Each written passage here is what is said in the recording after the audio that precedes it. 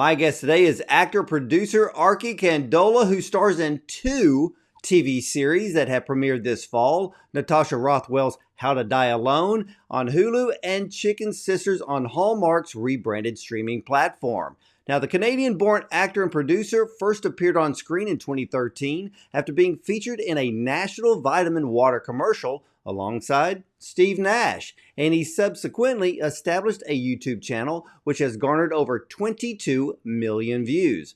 Now, Arkie has amassed credits in film and television, including Fox's Prison Break, Freeform's Sirens, and CBS's The Twilight Zone, along with NBC's Zoe's Extraordinary Playlist and the award-winning comedy Our Big Punjabi Family, I hope I said that correctly, and Universal's feature film Easter Sunday with Joe Coy. Now, in addition to acting, Arkie is also a partner at BMA Films alongside Brandon J. Mclaren and Max Topplin, and the trio are in development with their first feature, The Book, which is a Canadian-Indian co-production. So, ladies and gentlemen, let's welcome actor-producer Arkie Kandola to the show. Welcome. Hey Ward, thank you for having me. Hey, Do I call you Ward or do I call you Mr. Bond? Whatever works, but Ward works the best, and so I'll answer that, or even 007 sometimes. So we'll see how that works. We're not on a date yet, Ward. All right, 007. We'll save the nicknames for later. Hey, there we go. Well, how did you get into acting, by the way? I just didn't want a job. Honestly, I'm the youngest of five boys, and the closest brother to me is 10 years, and the eldest is like 17. So these guys were running away and getting married at 17, and I was just watching the show from my bedroom. You know what I mean? And I got to witness a lot of stuff before I even left the house to go to school. So I kind of took all those characteristics with me and just thought of school kind of like, WWE, and was excited to just take my character and put on a show in the classroom. And when I was about 28 years old and I was just like an errand boy at the house, so pretty much if anybody needed anything done, I was taking care of it, pick up a kid from school. We ran out of milk. Dad needed help at the Ayurvedic shop. I was just, the guy. And I came across that vitamin water contest on Facebook and thought, hey, you know what? I love basketball. And I've been told I'm funny. So, like, why can't I put a commercial together and see if we won? And here we are, the momentum. Well, that's what I was going to ask you, because I took a look at your past and current work, and you seem to have become a very busy full-time actor. Pretty remarkable for a career that started just 11 years ago, but do you feel that you've made it? Um, Made it, yes, in the sense of like being a working actor. Yeah, definitely. I understand how lucky I am, and I'm in great humbleness of being on set because that's what I love to do. I love to be on set. I love to tell story, and it's been earned. Ward, there was a lot of years in the beginning of a lot of roles where I had to kind of bite my tongue and take it, knowing that this was my chance to kind of just show what I could do and get out of my head. And everybody used to tell me, they'd be like, "Oh, you in another show? How long are you in this show for? 5 seconds or 10 seconds?" And people used to think that was like putting some kink in my armor, but it wasn't. It was, if anything, I understood how hard it is to get those 5, 10 seconds, and if you kill those 5, 10 seconds, it'll reward you with more screen time. The audience, you can't deny the audience. The audience loves you. They'll have to write you in. So staying a student of the game, understanding that this is a process like anything else, and following the format of Warren Buffett, man, slow and steady in the stock market. I'm not about the bull runs. I'm all about slow and consistent, and let's have some fun. Well, it's funny because you bring something up that a lot of people don't pay attention to. And 5 to 10 seconds on screen matters a lot. I live on IMDb because I'm doing so much research, and I'll see actors. They appeared in one episode here, one episode there, and all of a sudden 2 episodes here. Now they're in 10 episodes, and it's like going back and watching the very beginnings of the Big Bang Theory. Sheldon was not the big star in the beginning, but his character, because he really honed that character, all of a sudden, all of America said, "That's my favorite." And then he ended up getting most of the screen time. Yeah, like I said, you can't deny the work, and I think that's one thing that I've been very fortunate for is to be on set with such great experienced actors, producers, directors, and being a character face. There was a time when they would see my face and be like, "Oh yeah, give them a bouncer role or a security role or a thug role or a cab driver or can you speak in an accent?" And my accent is horrible, Ward. Like I can't keep it consistent for nothing. But I was able to find the balance of bringing a little bit of, both myself and the page and, humor. It's definitely one way you can't deny on screen is if you're able to deliver the page in your own style, people take notice. Well, when you got the vitamin water commercial, did after that did you take any acting lessons? No, No, I started a YouTube channel and started like garnering millions of views. And at that time, it was before YouTube was YouTube, so I wasn't really, generating any revenue. But the thing was, I wasn't also spending any. Like I would just call up all my friends that had all these resources, and parents that had all these assets, and I was just taking advantage of the assets with regular cameras. And I had a friend of mine who was a genius. Shout out to Heinz. And he was able to edit everything and make the production value look like it was, we were spending money on it. So it was tricking the audience. And I was pretty much just, what can you say, testing the audience as well on how they would react to content. So becoming a producer, director, and actor at the same time with the YouTube stuff, when I was able to pivot it to a place where I started, garnering a little too much attention. And back then, 2015, 2014, the Punjabi community, it was brand new to just social media. And what I was able to do is as a second or first generation Canadian born, my comedy was not, out of the village. I was up there with the Brits and, the sixth, seventh generation Indians, and I wanted to see some humor. And it was pretty dark at times, but I understood it was humor. But when I didn't understand I was such a great actor that people were actually taking this as a serious character.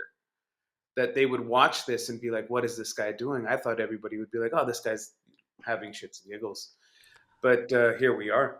And this is interesting because we both know that during the pandemic, and I also should say the double strikes from last year, a lot of people started posting their self tapes on Instagram and TikTok just to put it on there for content. And, even showing some of their bloopers or showing how they changed the scene. And in a way, it helped a lot of people. For you, though, because we're looking at an 11-year span now, how would you define the audition process over the last 10 years, especially from going to in-person auditions and then the birth of self-tapes because of the pandemic? You've got to be able to adapt with anything in any industry, Ward. And I think we've now pivoted into a place where casting agents and casting rooms love the non-traffic, and they would rather have it be it in a digital format where they can see 100 more people for the role in that same time, and give it to the best tape. But at the same time, there's pros and cons with anything. I'm really lucky that I have a lot of great mentors that have been doing this a lot longer than me, that I can tap into and read with and do my self tapes with, that pretty much become a master class. And I'm just a student in it. You know what I mean? Like they're giving me all the notes, and I'm just taking them. And maybe that's the secret. I'm just taping with better readers and more experienced readers, and my stars are aligning. I have no idea, Ward, but Well, so the pandemic was 2020 to 2022, and you were already doing these types of things 5, 6 years prior to that. So when the pandemic hit and self tapes were all the rage and that's what everybody was doing, that wasn't a big stretch for you. It actually played into your own hands. it was different to excuse me. It was different to have the time to take on readjustments and getting it right, because I'm still a two take, maybe three max, and get it out there. Because if I feel like if they like you and you chose and made the right enough choices to deliver something memorable, they'll call you back. And if they don't, it wasn't yours, so don't sweat it. So Now, yeah, I feel like I love the fact that I can always, and I had I had a couple of casting agents that always had that note. They'd always be like, "Hey, can you stick to the page?" And then I would always respect the casting agent, but I still stick to the format 80-20, man. 20% you're gonna get a little bit of me, and I'll still respect the page enough to give you a B plus. and see, that's the cool thing about self tapes, and I've seen this from others. They'll follow the page the first time around, then they bring in their idea of possible what the character could do or expand that role off the page to kind of give the casting director, another version of that character and to see what that actor can actually do. So I can see the plus side, the self tapes. Now, for you and for a lot of people who are watching and listening and that may not actually understand the process, is the audition process different for a TV role versus a movie role? No, the process is exactly the same. It's like any game time. If it's a pickleball, league that you're in, or a baseball league, it's the same preparation. Know who you're know what the project is, know who the team is behind it, know the history of kind of their work. Are they kind of more on the dramatic side? Are they more on the comedic side? And respecting their art. They've been doing this a lot longer than I have, so that's why I think the time in this, I still feel like I'm scratching surface. So you were asking me that question of like if I feel like I've made it. No, definitely not. Just because when you're such a young stock, you understand that the sky's the limit. You can't tell Microsoft back in 1994 that is this have you guys peaked, and Bill Gates would have laughed at you. He said, "Nah, I'm gonna get into farming." Yeah. Yeah. The only thing about Microsoft that I actually found funny is that every year there was a brand new version. So their product was always under development for 30 years.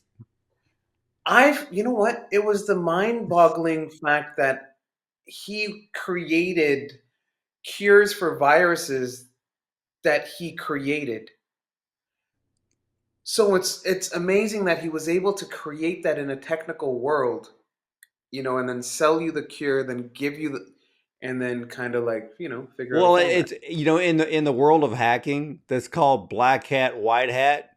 So you become the black hat, create the problem, then you Yeah. come in as the white hat to solve the problem you caused, and they pay you to solve it.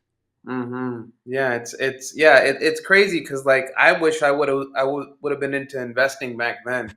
If I knew all the times I was going and eating Burger King and all these things, and I could have just been investing on a little portfolio somewhere on these guys, But like Oh yeah. you learn something new every day, Ward.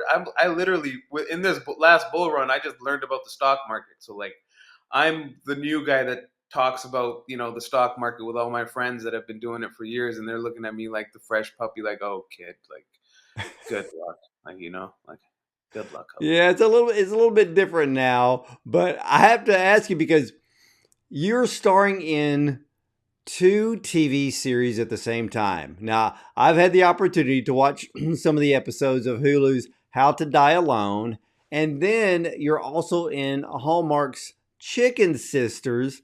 How did you manage to star in two different series on two different networks? And was there ever a scheduling conflict? No, luckily we shot that in different years. I finished up How to Die Alone last year in Toronto, and Chicken Sisters was shot literally 15 minutes away from my house here, and we wrapped up. I feel like 4 months ago or 3 months ago. Hallmark's turnaround was amazing. Uh, Not to say that Hulu's wasn't, but I think it was just with Natasha's uh, schedule. Her schedule was so busy because she was filming White Lotus in Thailand, and I think Sonic comes out as well next month or this month, I think. So like, we were just kind of like going around her schedule, and so lucky to even land such a memorable role to again create more of a space to grow from. I'm just excited that more people will get to see me be in such a great character and loving character that Natasha created. Well, yeah, because in How to Die Alone, is there any word on season two? And because of the episodes that I got to watch, I'm kind of hoping to see an expansion of the other characters in the series, like your character, and then all of the airport workers. I want to see more of them.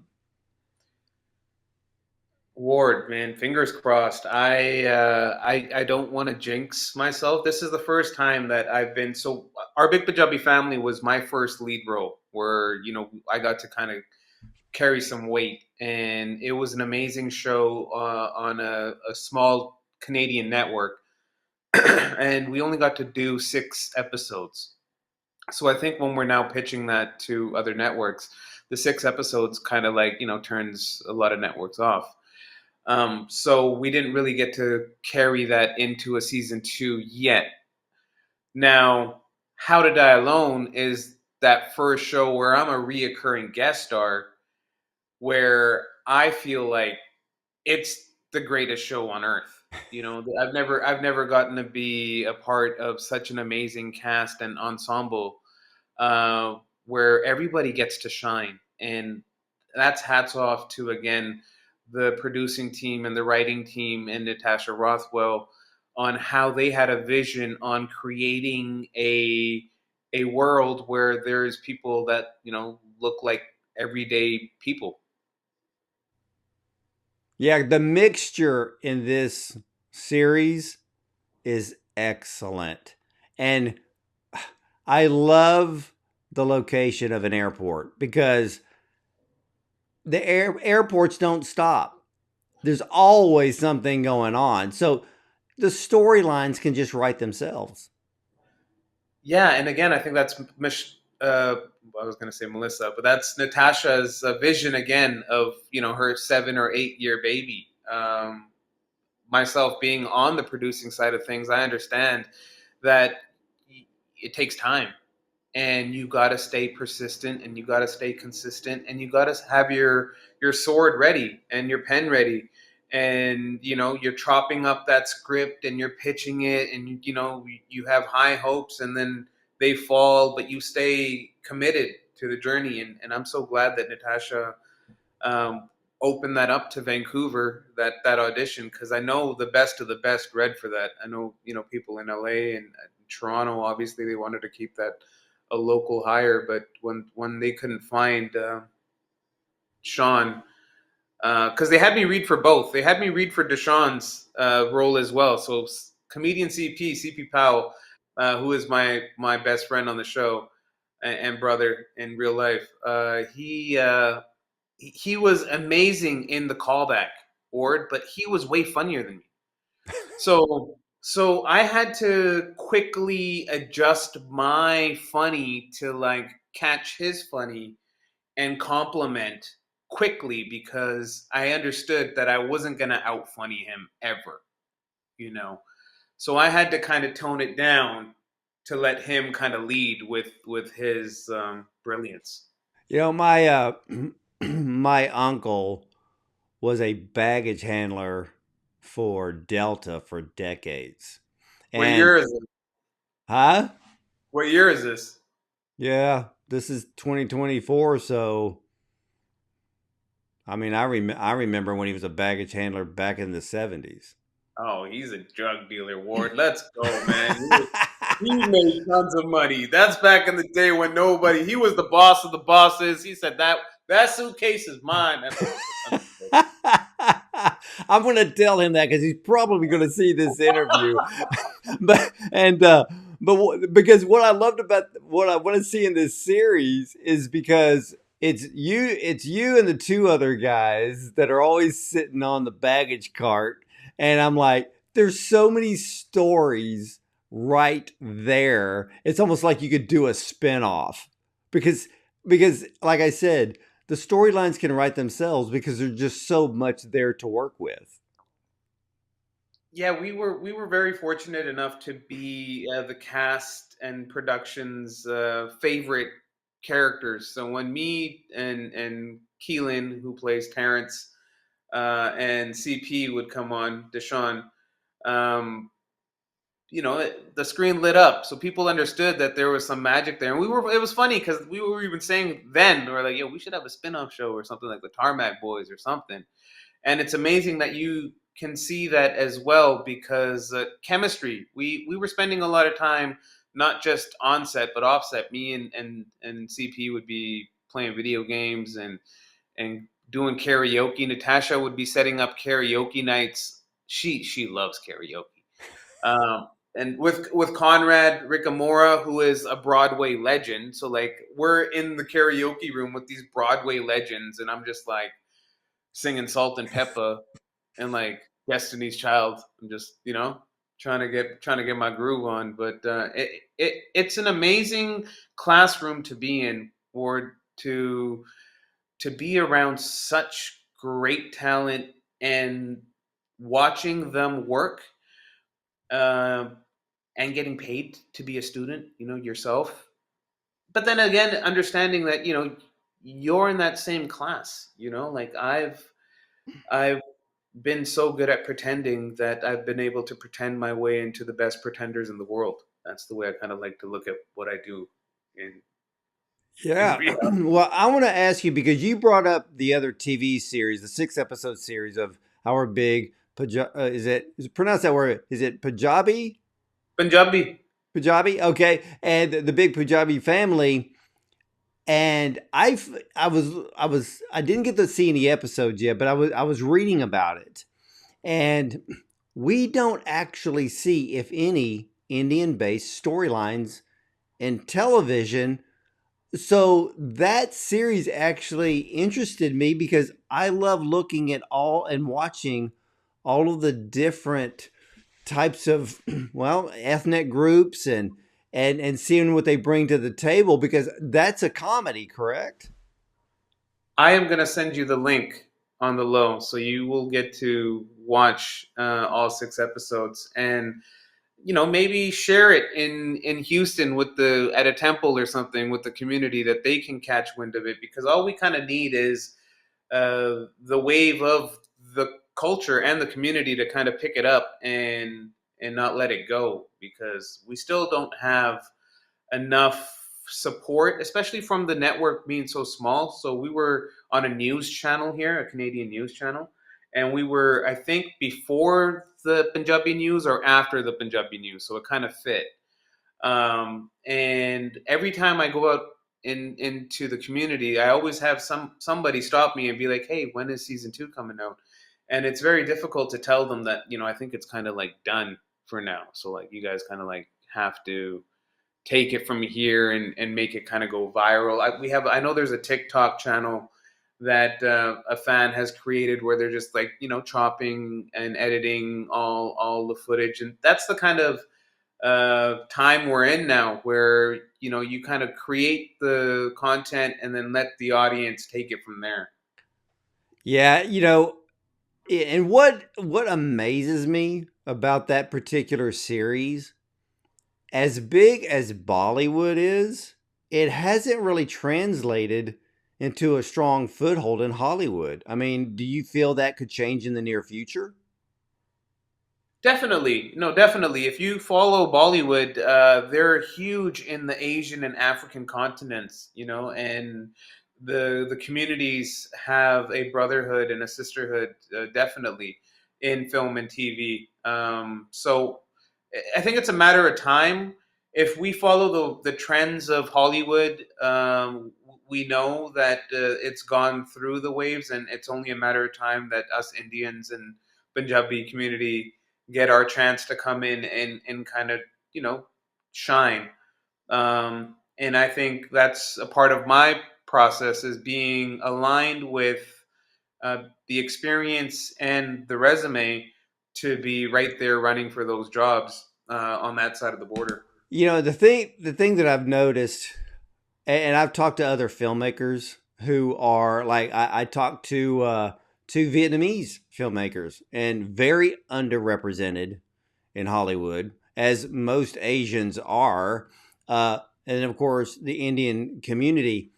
And it always bugs me because if you go on, let's say you go on cable television and you can see the black networks, you see the LGBT networks, uh, and then I'm always like, and then you see the Hispanic Latin networks, which, even though they have a very large audience, they're still slightly underrepresented overall in Hollywood, which is a strange thing because I've talked to so many Latin and Hispanic filmmakers, and look, I don't care what color your skin or religion is, all filmmakers have great talent.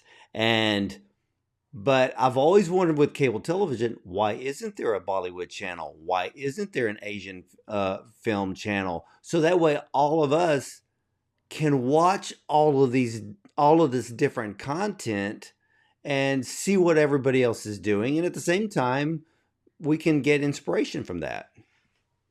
No, there's definitely channels. You can there. I think there's an Asian television channel, and there's like Star Network. So there's a lot of Indian channels that have content. But is it content that a modern American citizen would want to watch? Is the question.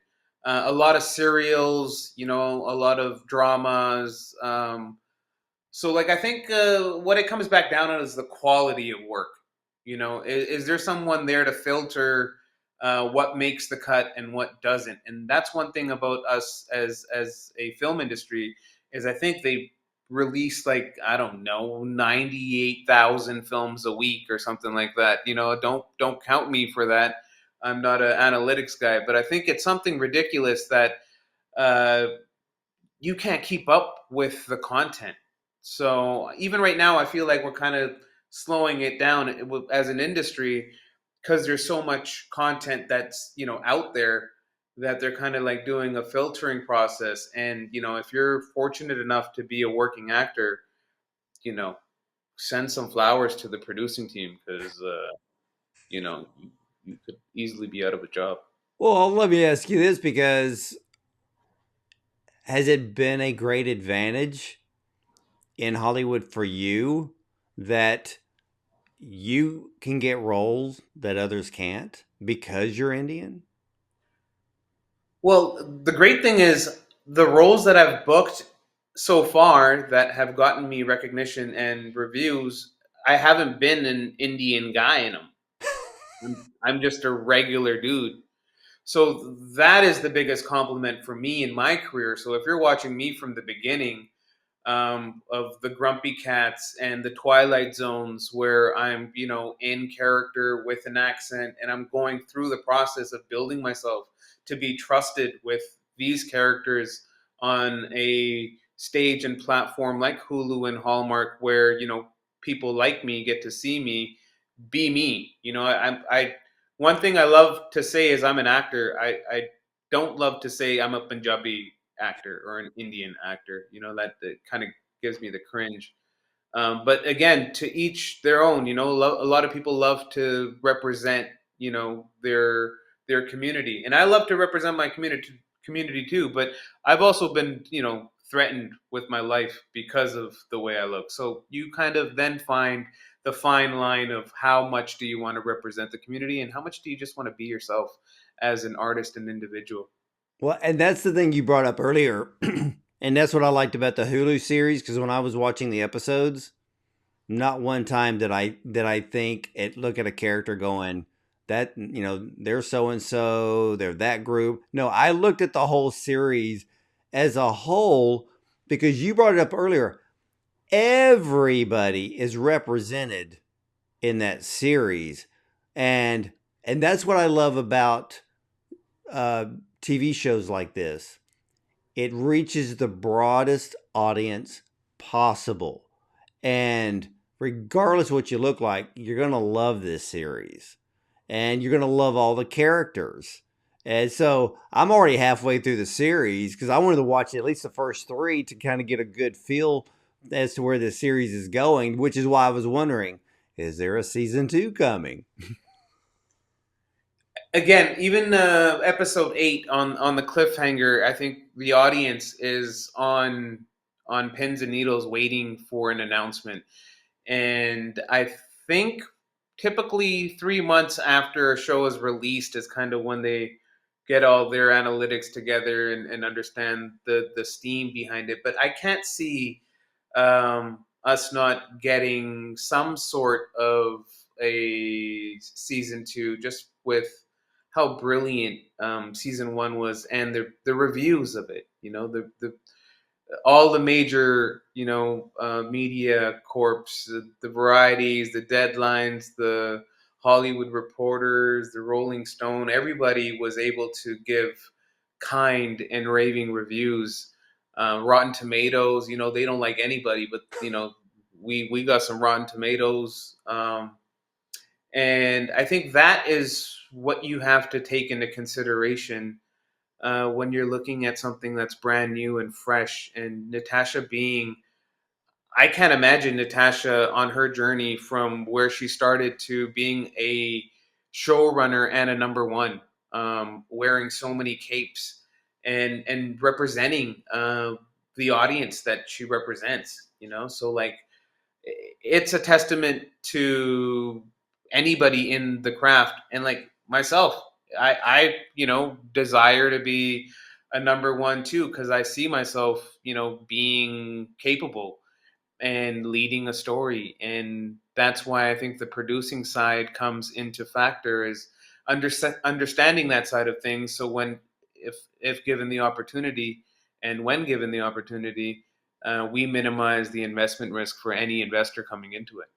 Now, you're a partner at BMA Films. Can you talk a little bit about this feature you're working on called The Book? Yes, it partnered up with again great mentors and brothers, and Brandon J. Mclaren, who is in the field as well, one of the most successful actors. I don't even want to say Canadian actors, one of the most successful actors in the industry, and Max Topplin, known for Suits and a great producer himself. I was doing a Punjabi film, Ward in Calgary, and I decided to do this Punjabi film. It was non-union. Don't tell my union. For one, my parents didn't think I was working. So I was doing all these projects, and my parents never watched TV, so they'd call me and they'd be like, "What are you doing?" I'm like, "Oh, I got an audition, or I'm doing this, or I'm going for wardrobe," and they just think I'm fooling around and I'm free. So there was a time that I had a director that reached out to me and said, "Hey, I have this movie that I'm working on. It's with these Indian stars, and it films in Calgary." I thought, all right, great opportunity to be a part of something that my parents would love to watch, and maybe they can feel the crossover effect.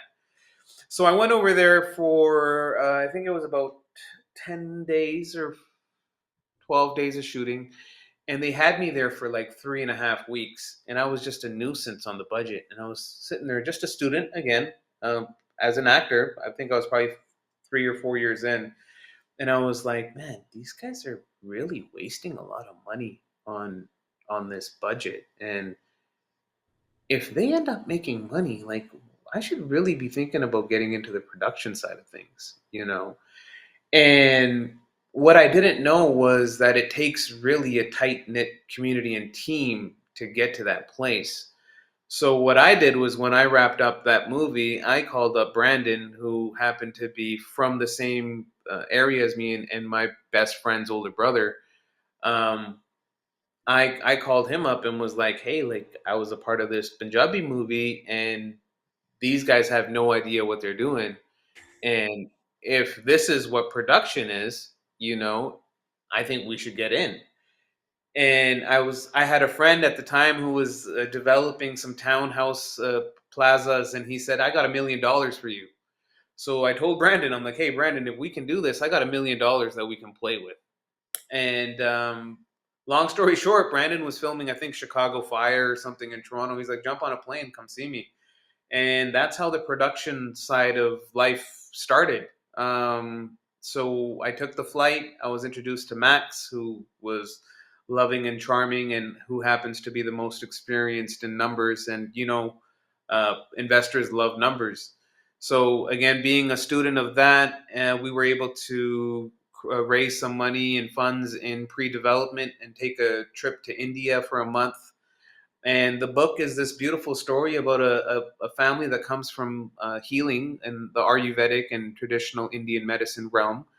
And they were forced to, leave their village in India in 84 and resettle. Everybody passed except for the daughter, Simran Sarai, who, we land 20 years later in New York in 1999, present time. And she is on a bus, or not a bus, a public transport, going to work. And we see that she's, holding these books, but they're medical school MCAT books. She wants to be a doctor, and she goes into work, and she works at the hospice as a janitor. So we show, that she's working her way up, and she has a patient who's terminally ill, Edgar, who is also a diabetic and is not allowed sugar, but she always sneaks in some sugar, and they always talk basketball, so they're talking Knicks in Madison Square Garden, and she happens to go home that day and reveal that she was accepted into medical school. And to get in, she has to pay some money that she doesn't have. So she does a garage sale. And in that garage sale, she stumbles across the book that her dad had put in her escape package that had all these healing formulas in Sanskrit. So she then sees and then has flashbacks of remembering, like, in my childhood, there was always people in the house, and there was always, people sick, and coming and giving, gratitude and gifts to the family. And she takes it to the temple, and, even the Granthi there, who is the priest, sees it and recognizes it and says, "Wow, like, where did you get this?" And they are able to translate one of the illnesses, which was the illness for Edgar. So then we go on a montage sequence of going through all the markets. We go through, obviously, the African market, the Asian market, the Indian market. We can go through the Italian market, just grabbing different, formulas and herbs, and we land at the powder that kind of looks like sugar. And they have to slip it into Edgar's drink.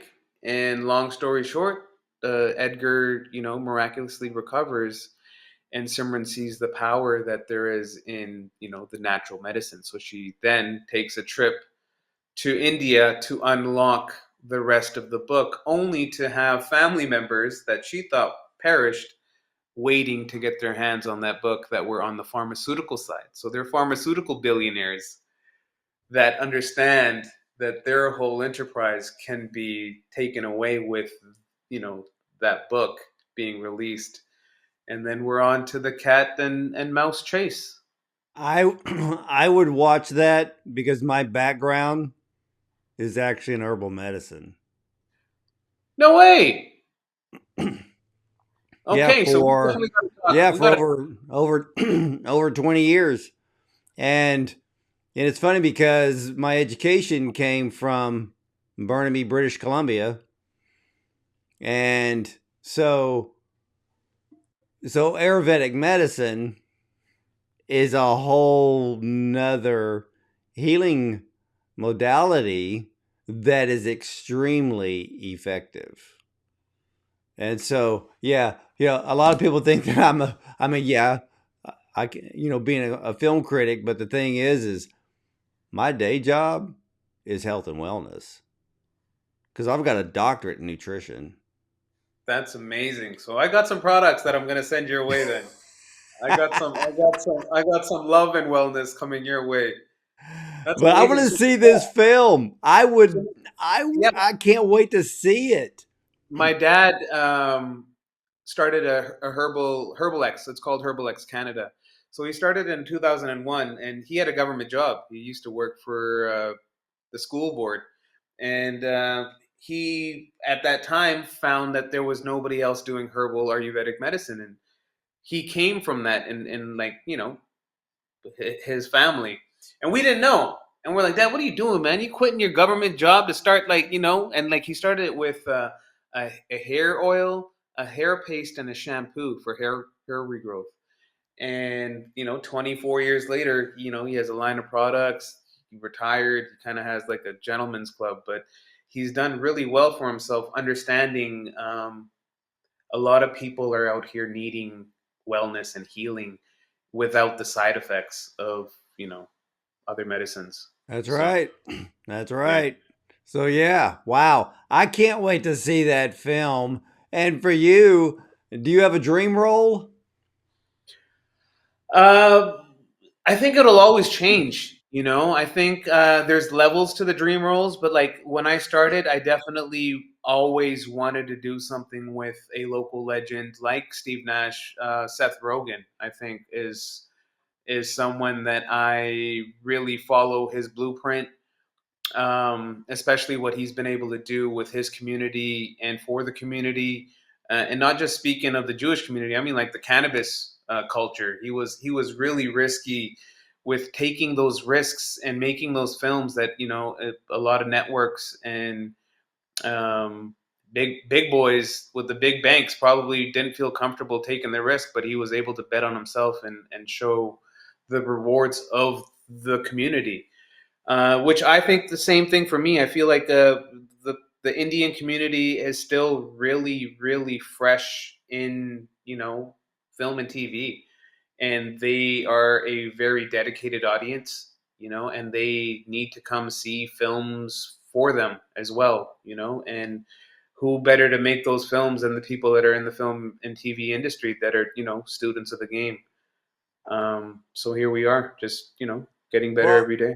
and the great thing is you're here to fill that void, and in a way, you can even be your own trailblazer in that whole community. Yeah, no, the community really supports what I've been doing lately. Obviously, they really were confused with the YouTube stuff because I was doing a lot of risky stuff. I really was, and I really think that gave me I guess you can say, the mojo to really have thick skin and not care what people say, understanding that it's just a character. So now when I'm jumping into character, I can really easily jump in knowing that I have no limitations of what will people say, because that doesn't matter. I lost that a long time ago. I love that. I love that, Arky. And ladies and gentlemen, you can get your double dose of Arkie Kandola and Natasha Rothwell's How to Die Alone on Hulu and Chicken Sisters on Hallmark streaming platform. Both are available now for your enjoyment. And Arkie, I want to thank you so much for coming on to the show today. Oh, thank you, Ward. And better yet, if you're ever in Vancouver, make sure you tap in because I got a suitcase full of wellness for you to take back.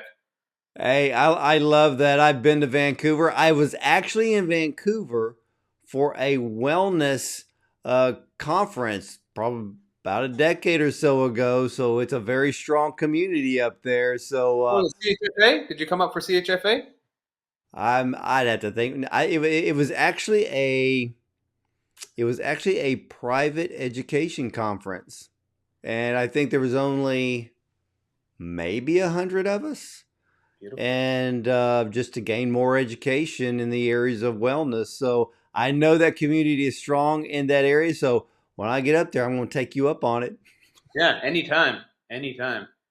Well, I appreciate you being on the show. And ladies and gentlemen, again, check out the two brand new shows that are on streaming now: How to Die Alone on Hulu and Chicken Sisters on Hallmark streaming platform. You can get, again, a double dose of Arkie Kandola, and I guarantee you this, you'll want more and more once you see these series. And as for me, ladies and gentlemen, you're either going to see me at the movies or from the red carpet.